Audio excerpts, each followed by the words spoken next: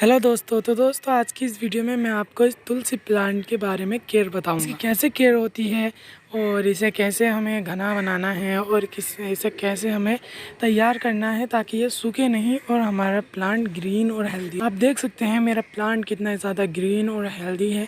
उसके अंदर काफ़ी सारे सीड्स बन चुके। मुझे इसके सीड्स चाहिए थे, इसीलिए मैंने इसको ऐसे ही बढ़ने दिया है। अभी इसे इतना घना नहीं बनाया है। देखिए नीचे से मेरी एक स्टिक लगी हुई है और ये 8 इंच के पॉट में मेरा प्लांट लगा हुआ है। इसकी रिपोर्टिंग कैसे करते हैं ये मैंने आपको बता रखा है। अगर आपने वो वाली वीडियो नहीं देखी है तो वो वाली वीडियो देख लीजिए। और ये जो प्लांट होता है इसकी जो खूबियाँ होती हैं वो तो आपको पता ही है। इसके बेनिफिट्स कितने सारे होते हैं। आयुर्वेद में इसका खूब सारा यूज़ किया जाता है।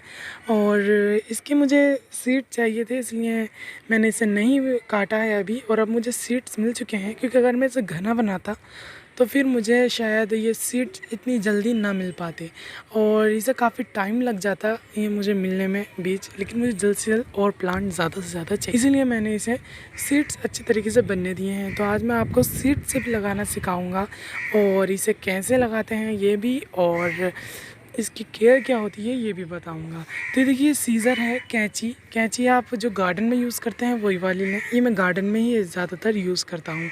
और दूसरा टूल भी है, वो मैं अभी यूज़ नहीं कर रहा हूँ, वो हार्ड स्टेम के लिए हैं, लेकिन ये सॉफ्ट स्टेम के लिए ये वाला हो जाता है। तो अब मैं इसके ऊपर सैनिटाइज़र जो आजकल तो हर किसी घर ये नॉर्मली मिल ही रहा है, हैंड सैनिटाइज़र, तो इसी से ही सैनिटाइज़ कर लेंगे हम अपनी सीज़र को। और इसे ज़रूरी है कि हम इसे सैनिटाइज़ करें, क्योंकि अगर हम सैनिटाइज़ नहीं करेंगे तो हम जब कट करेंगे तो वहाँ पर कट पार्ट में इसके अंदर जितने भी इन्फेक्शन होते हैं और बैक्टीरियाज होते हैं वो सब उसमें लग जाते हैं। हमारा प्लांट धीरे धीरे करके ख़राब होने लगता है। तो अब मैं इसके सारे जितने भी ये बीज के हैं वो सब तोड़ लूँगा, सब काट लूँगा, कट कर लूँगा मैं अच्छे तरीके से। और जो ग्रीन ग्रीन है वो नहीं करूँगा, जो सूख चुके हैं जिनके अंदर सीड्स बन चुके हैं वो मैं कर लूँगा। और वैसे तो अगर हम सीड्स ना भी निकालें तो उसके बहुत सारे प्लांट खुद ब खुद निकल आते हैं, हवा से इधर उधर पॉट में गिरते रहते हैं। और अब तो एक प्लांट आ चुका है, मतलब मेरे यहाँ पर बहुत सारे प्लांट आ ही चुके हैं। तो क्योंकि ये तो बनते ही रहते हैं, इनका इतना इजी टू ग्रो होते हैं ये कि इनका तो बस क्या बताएं। अभी से ही मेरे बनने शुरू हो चुके हैं, 2-3 मेरे प्लांट निकल चुके हैं। लेकिन मैं अब इकट्ठे लगाकर और खूब सारे बनाकर खूब सारी जगह भी दूँगा और खूब सारे अपने गार्डन में भी लगाऊंगा, क्योंकि इसके जितने पत्ते लेंगे वो कम ही होंगे।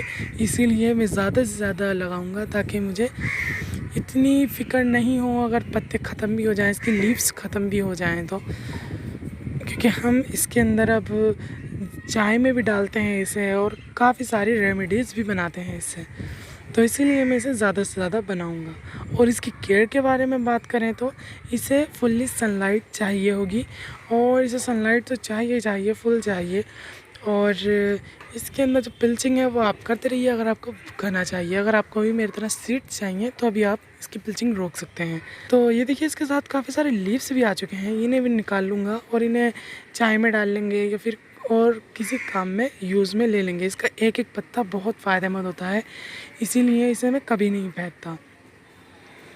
और इसके अंदर से फिर मैं आपको सीड्स निकालना दिखलाऊँगा कि इसके अंदर से सीड्स किस तरीके से निकालते हैं हम।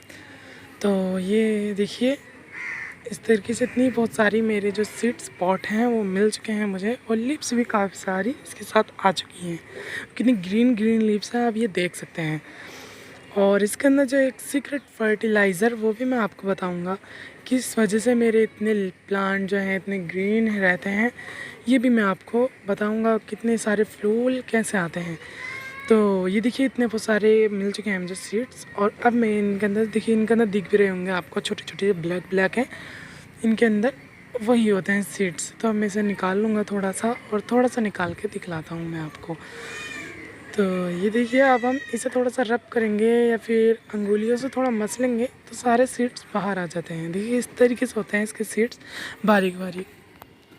और इसकी जो ये एक ही वैरायटी नहीं होती है, इसकी बहुत सारी वैरायटीज़ होती हैं। और उनके सीड्स का साइज़ उनके वैरायटी के ऊपर डिपेंड करता है, उनकी वैरायटी किस तरीके से है और कौन सी वैरायटी है। तो मेरे जो वैरायटी है इसकी तो सीड्स छोटे छोटे ही हैं और इसके बीजों का भी बड़ा फ़ायदा होता है।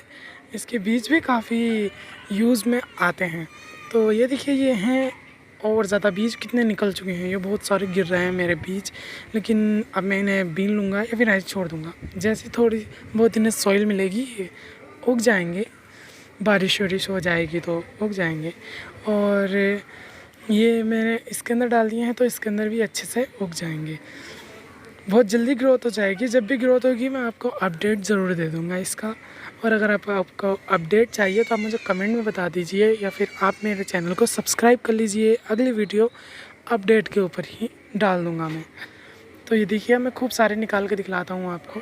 ये इस तरीके से मैंने कर लिए हैं, निकाल लिए हैं उसमें से फलियाँ में से। और इन्हें इस तरीके से रब करना होता है, इस तरीके से इन्हें मसलना होता है।